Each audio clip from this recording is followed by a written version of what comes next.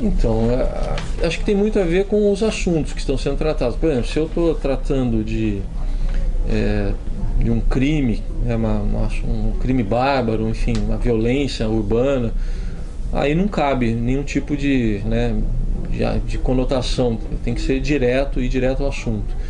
Agora, se é um outro tipo de assunto, se eu estou falando que o Senado em 2 dias fez o que não fez em 2 anos, acho que talvez caiba uma ironia para refletir sobre isso. Talvez até tocar uma música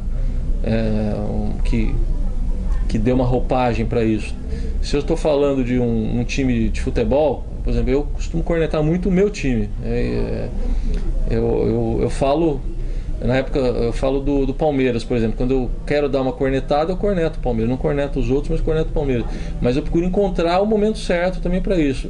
Agora, não tem receita, porque assim, vai ter dia que eu vou errar e vai ter dia que eu vou acertar. Eu não consigo quantificar quantas vezes eu acerto, quantas vezes eu erro.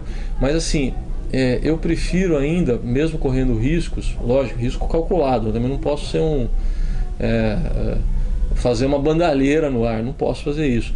Mas eu prefiro, às vezes, fazer o ouvinte lembrar de mim dessa forma, a fazer igual todo mundo. Isso não é uma crítica, mas assim, se você pegar, por exemplo, pega a abertura de todos os jornais de rádio, todos vão destacar as mesmas notícias.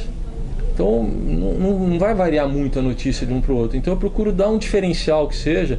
Às vezes pode ser uma ironia, às vezes pode ser um comentário mais duro, mas uma certa editorializada, ainda que seja na abertura do jornal, eu procuro dar, que é para já mandar um primeiro recado pro ouvinte. Então eu procuro fazer dessa forma, mas não é colocar 2 ovos, um pouco de farinha que dá certo. Às vezes dá errado, às vezes desanda.